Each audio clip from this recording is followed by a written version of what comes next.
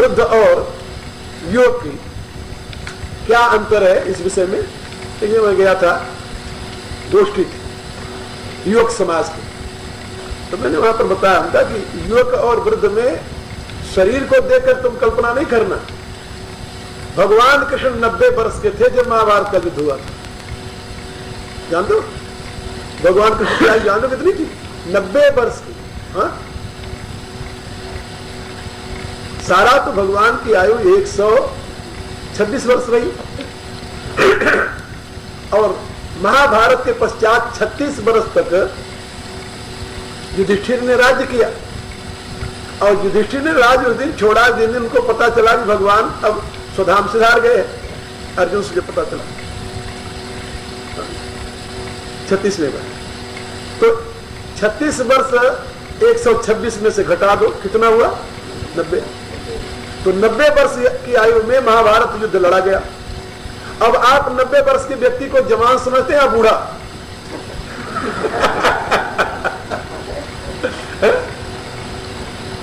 जवान वो नहीं है।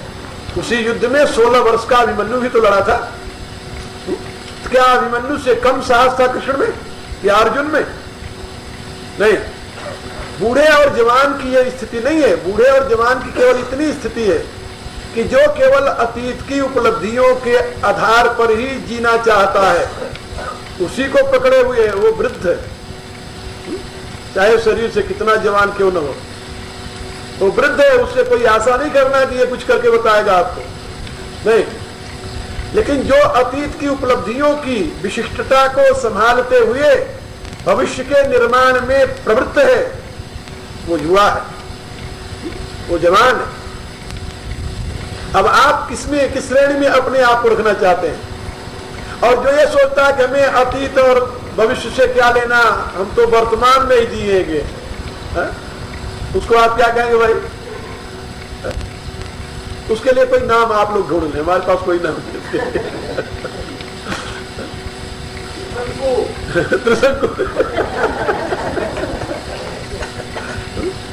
तो मैं आप लोग ये बता रहा था कि समाज के परिवर्तन की चाह तो होती है। परिवर्तन हर एक आदमी चाहता है, परिवर्तन स्वभाव है। लेकिन ये परिवर्तन जो सही दिशा में हो, सही दिशा में।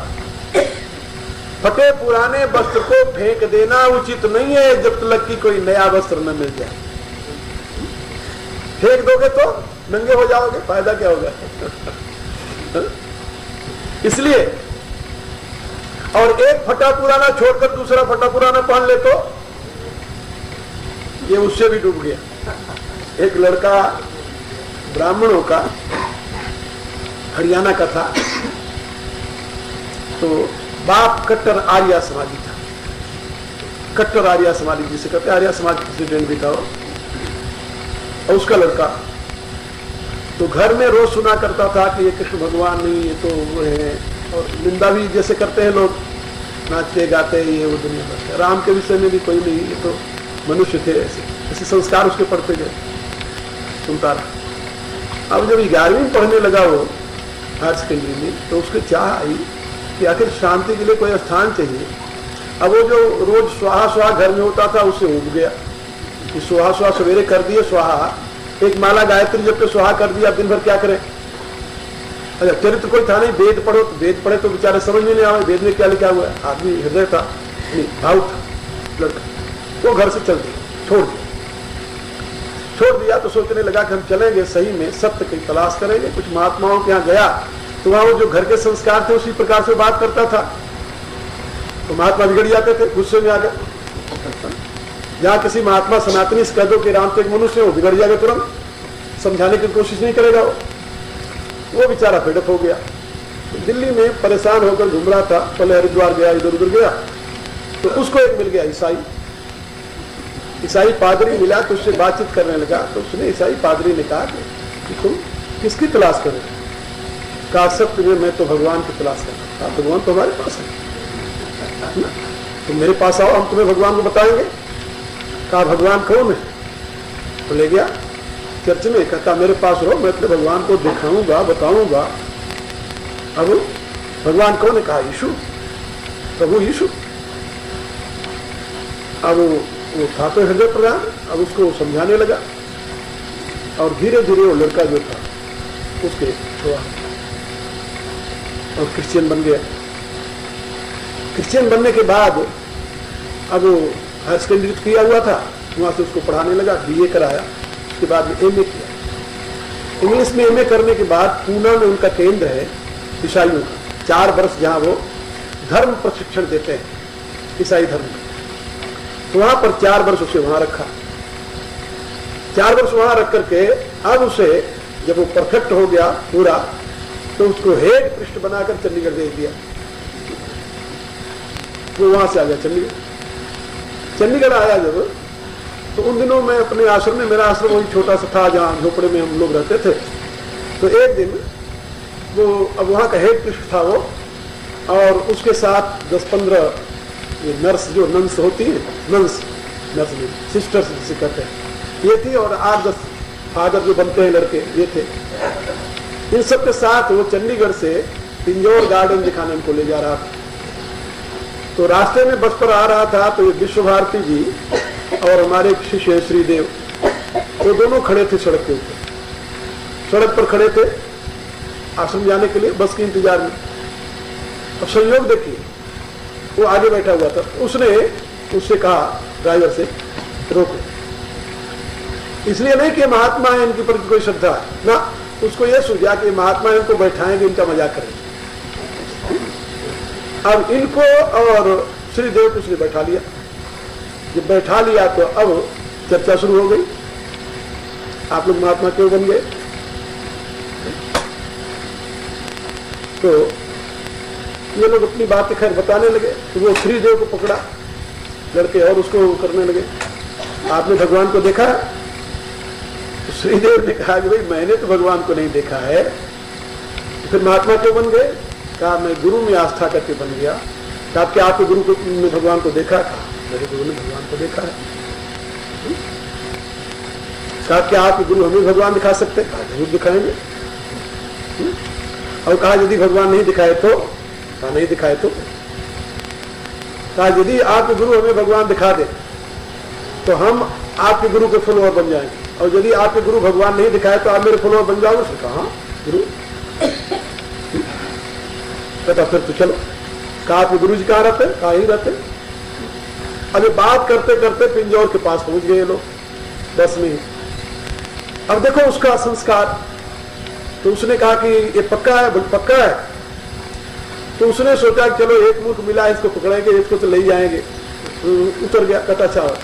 अपने साथियों से उसने कहा कि तुम लोग जाओ पिंजौर गार्डन देखना, देख करके चले जाना, हम जा रहे हैं इनके साथ इनके गुरु जी को देखें।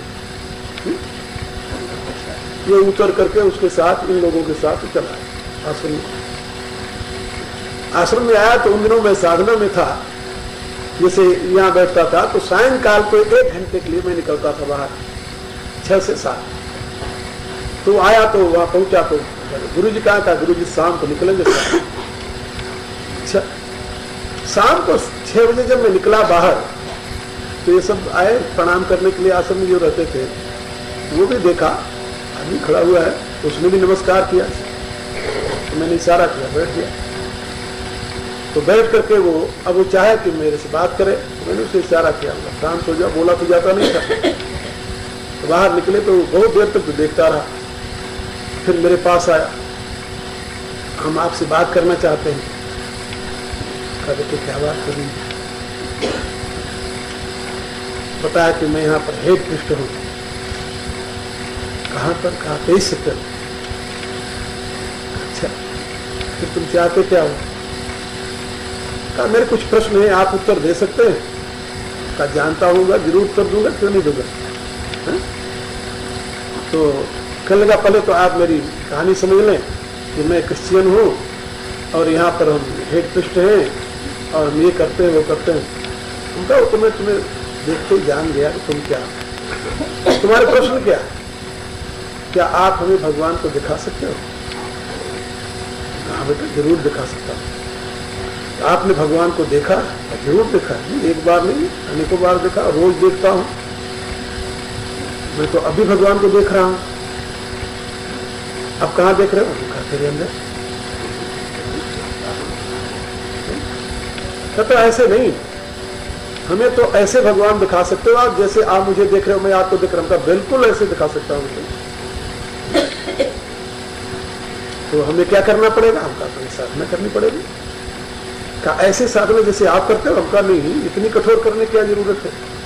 इससे सरल साधना में भगवान दिखाई दे सकता है। तो हमारे कुछ प्रश्न हैं, उनका प्रश्न तुम बताओ क्या है? तो प्रश्न करने लगा। तो उसने कहा कि मैं एक ब्राह्मण का लड़का था। बड़े सौभाग्य की बात, भगवान ने तुम्हें भारत भूमि में ब्राह्मण कुल में जन्म दिया, इससे बढ़िया बात और क्या होती? ये तो तुम्हारे पूर्व जन्म का बहुत बड़ा सौभाग्य था। कहता लेकिन अब मैं क्रिश्चियन हूं। तुमका ब्राह्मण का बालक होकर तू क्रिश्चियन क्यों बन? कहता इसके पीछे लंबी कहानी है। क्या कहानी? कहता सत्य की खोज के लिए। सही बताओ, उनका सत्य मिल गया तुम्हें? कहता ईमानदारी से बताओ, उनका सत्य तो नहीं मिला। हमका फिर फायदा क्या हुआ तुम्हें? कहने लगा हिंदू धर्म में बहुत बुराइयां हैं। हमका बेटे जहां तुम गए वहां कोई बुराई नहीं है। कहता नहीं, बुराई तो वहां भी है। हम कहा भले आदमी एक बुराई को छोड़कर दूसरे बुराई को ग्रहण करने वाले को अक्लमंद कहेगा? पता है समझा नहीं। हम कहा जैसे मेरा फटा हुआ वस्त्र है और तेरा फटा हुआ वस्त्र है, मैं अपने फटे हुए वस्त्र को फेंककर तुम्हारा फटा हुआ जूठा वस्त्र पहनूं तो मुझे कोई अकल वाला कहेगा? कहता नहीं। हम कहा फिर तूने कौन से अच्छा काम किया? कहा फिर हमें क्या करना चाहिए? तो हमका करना चाहिए बाद में बताऊं, अभी तुम्हारे जितने प्रश्न है पहले वो सब सारा सुलझा लो। तो कहता नहीं, प्रश्न तो मुझे बाइबल के हैं, तो बाइबल की बात मैं आपसे क्या कहूं? अभी तक तो मैं हिंदी बोल रहा था ऐसे उससे, फिर हम उसकी भाषा बोलना शुरू किए। हमका no, you can ask any question about Bible. मेरा मुंह देखने लगा तो सोचा कि तो पढ़ा लिखा महात्मा है।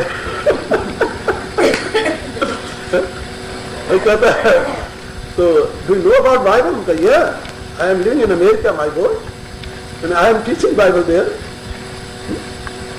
अब वो मेरा मुंह देखने लगा तो कहने लगा do you know about sermon on the mount? उनका ये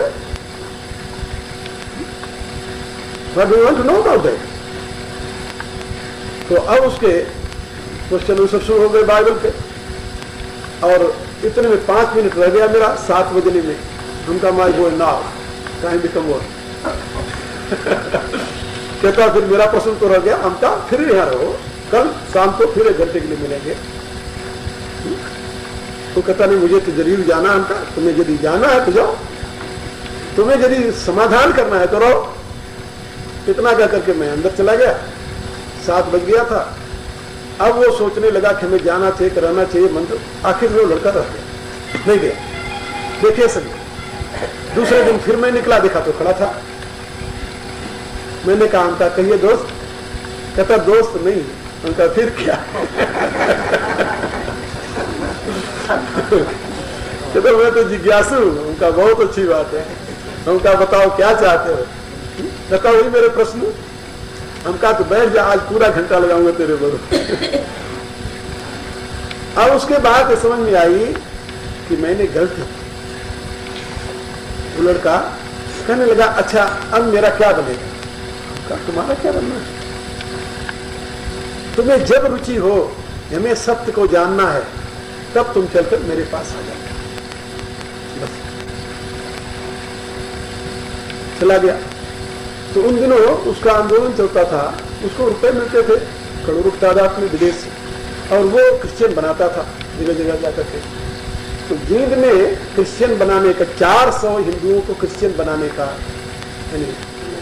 जिम्मेदारी थी उसके ऊपर, 500। और उसके लिए उसने बताया मेरे को कि महाराज जी क्या बताऊं आपको, यहाँ के जो मजिस्ट्रेट है, यहाँ के जो कलेक्टर है, यहाँ तक के लोग उससे संबंधित ये सब पैसे खाते हैं, पैसे खाते हैं मिशन की तरफ। और ये लोगों को इकट्ठा करके वो क्रिश्चियन बनाने के लिए हमें देते हैं और फिर हम उनको क्रिश्चियन बनाते हैं।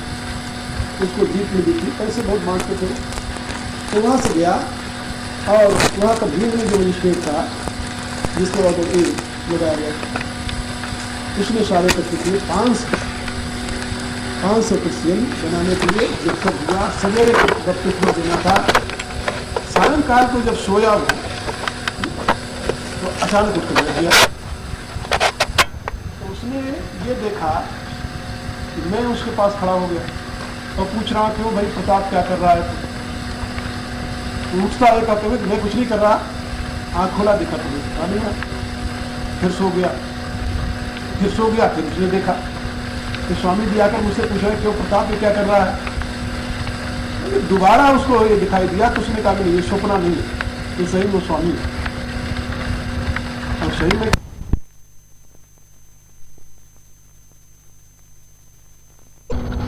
लेकिन वो कमियां क्या कृषि नीति में नहीं है? कृषि नीति में तो उससे भी ज्यादा पागल।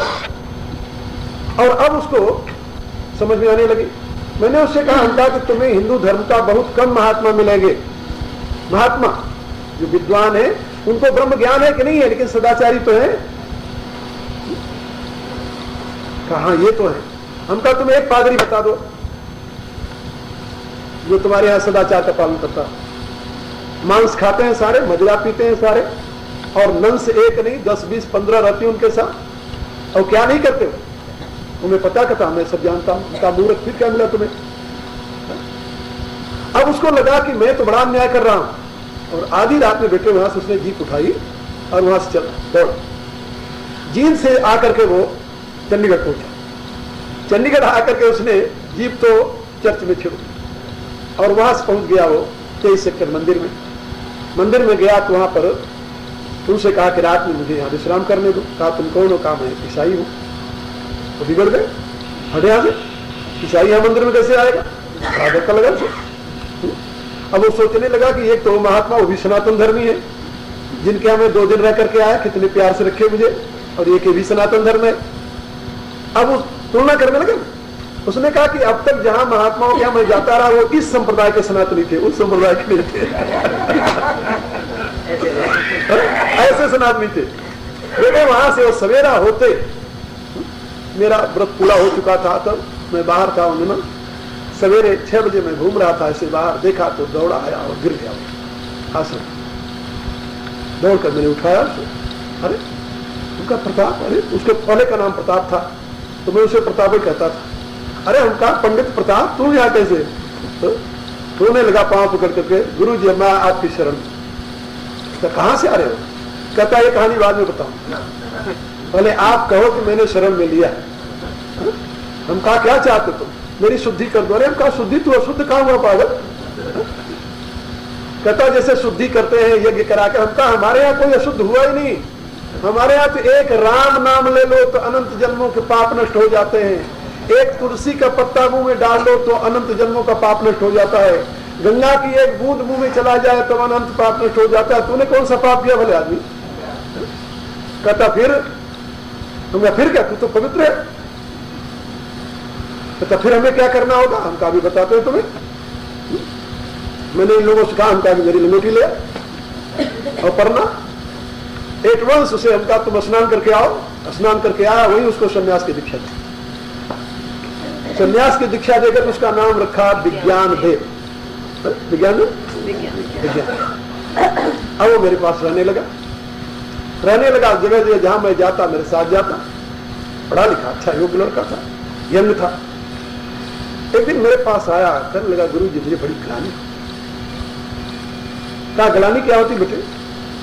कहता मैं हिसाब लगाता हूं कम से कम मैं 15-20 हजार लोगों को क्रिश्चियन बना रहा हूं, और अब आप मुझे आशीर्वाद दें। आज मैं आपसे प्रतिज्ञा करके जाता हूं कि जब तक उन सारे क्रिश्चियनों को पुनः हिंदू न बना लूं तब तक आपके चरण में नहीं आऊंगा। देखिए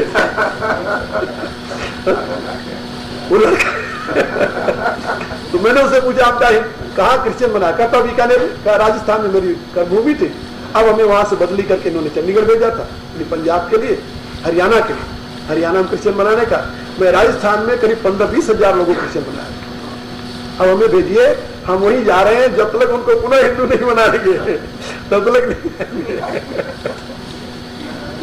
नहीं। ये कहानी मैंने आपको इसलिए सुनाई कि कोई दुनिया में ऐसा समाज नहीं है जिसमें दोष न हो, और एक दोष से घृणा करके तुम दूसरा दोष पकड़ोगे, एक कौन अकलमंदी है। इसलिए अपने समाज को छोड़ने की जरूरत नहीं, उससे घृणा करने की जरूरत नहीं, क्योंकि दुनिया में कोई समाज शुद्ध है ही नहीं। समाज और शुद्धि दोनों का आपस में क्या संबंध? समाज और शुद्धि का संबंध नहीं है, समाज तो दूषित रहता ही है।